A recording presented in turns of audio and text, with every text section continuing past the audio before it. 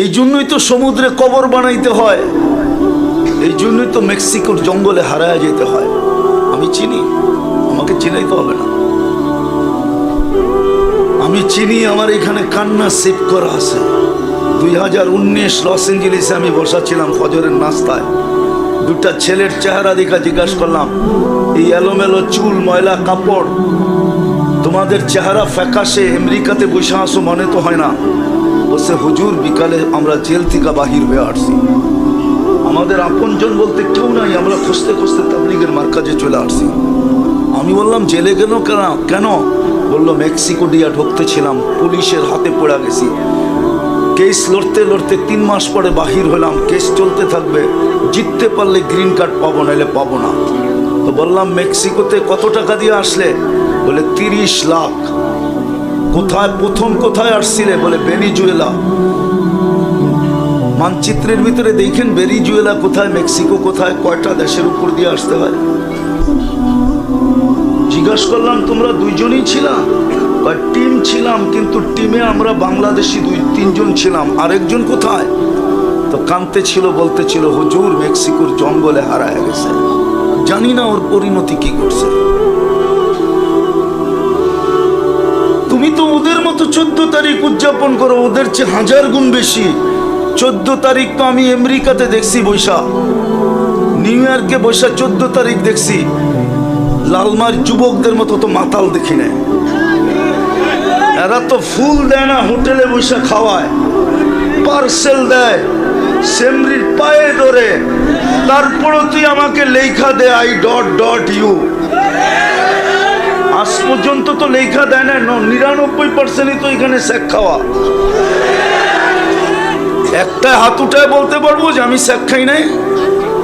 বলুক দেখি, এত বড় বুকে সাহস থাকলে গাড়ি আটকায় দিবা, দাও। সত্য বলতেছি, শেখ খাওয়া তো সব। 31st নাইট আমি অস্ট্রেলিয়ায় দেখছি, সিডনিতে, শুধু ব্রিজে ছাড়া কোথাও কিছু হয় না। নেটে সার্চ দাও 31st নাইট ইন অস্ট্রেলিয়া লেখা, দেখবা ব্রিজের ছবি আসবে, আর কোথার ছবি আসবে না। আমাদের দেশে শিক্ষিত মানুষ ভাবে ওরাই আপডেট, আমরা কিছু বুঝি না। ঢাকায়রা ঢাকার বাইরের সবাইরে বাঙ্গাল বলে, আমাদের সমাজের শিক্ষিত লোক আমাদেরকে, হুজুরদেরকে মনে করে বাঙ্গাল, তারা কিচ্ছু বোঝে না। তো যেটা বুঝাইতেছিলাম, তুমি তো 31st নাইট উদযাপন করো, ওদের চেয়ে 100 কোটি গুণ বেশি। লালমাইতে ফাটে না? হ্যাঁ, লালমাইতে হয় না উদযাপন? বাংলাদেশের কোন শহরে হয় না, কোন গ্রামে হয় না? যত টাকা খরচ হয় 31st নাইটের রাত্রে শুধু আতশবাজিতে, ওই টাকা যদি জমা করা হয়, বাংলাদেশের ছোটখাটো একটা জেলাকে ধনী বানানো যায়। ধনী বানানো যায়। যত টাকা 31st নাইটে শুধু আতশবাজি। তারপরও তোমার উপরে পাঞ্জা কেন? তোমারে চুষা খাইতে চাই কেন?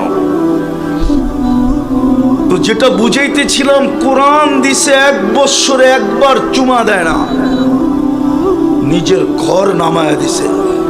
বাজার বড়া, মসজিদ খালি। জুমার দিন তাও 20% আসে না, 100 তো দূরের কথা। আমি তো বলতেছিলাম, এই উম্মত যদি 1 মাস ইবাদত করতো, 1 মাস, শুধু 1 মাস নামাজ পড়তো পুরা রমজান, 100%।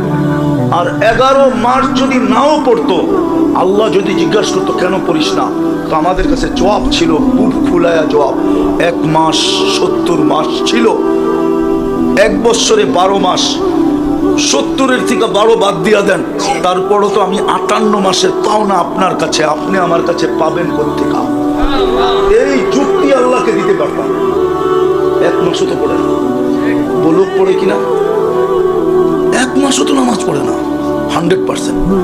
রমজানও তো 50% নামাজ পড়ে না, উর্দে 30%, 30% মুসলমান নামাজ পড়ে। ঘর নামায়া দিছে, ঘর, আল্লাহর ঘর খালি, আর আপনি থাকবেন অট্টালিকায়। ইম্পসিবল।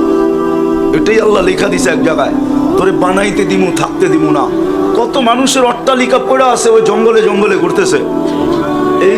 এই রাত এই বন্ধুর বাড়ি, ওই রাত ওই বন্ধুর বাড়ি, যায়া দেখে বাথরুমও ঠিক মতো নাই, কিন্তু আর বাথরুমই 1 কোটি টাকা খরচ করছে। বাথরুম না করতে মনে চাইলো খাড়ায় খাড়ায় করে ওইখানে, কেননা পেটেরটা বাইর করতে হইব তো, নাইলে খাইব কোথেকা। কিতাবে লেখা আছে বানাবি তোরে থাকতে দিব না, কামাবি তোকে খাইতে দিব না, জমাবি তোকে ভোগ করতে দিব না। যতটুক সময় শুনবো পরিপূর্ণ মনোযোগ দিয়ে শুনবো, কেননা এটা আল্লাহর হুকুম। ফাস্তামিউ, দ্বিতীয় আল্লাহর একটা হুকুম আছে, আনসিতু, পরিবেশটাকে বিলকুল নিঝুম রাখবো। যদি নিঝুম রাখতে পারি আর মনোযোগ দিয়ে যদি শুনতে পারি, তাহলে 2-3টা পুরস্কার দিবে, বরং 4টা দিবে। প্রথম পুরস্কার হলো ঘোষণা হবে ইরজিউ মাগফুরান লাক, যাও তোমার গুনাহ মাফ। কত করলাম এটা দেখবে না, মাফ করবে।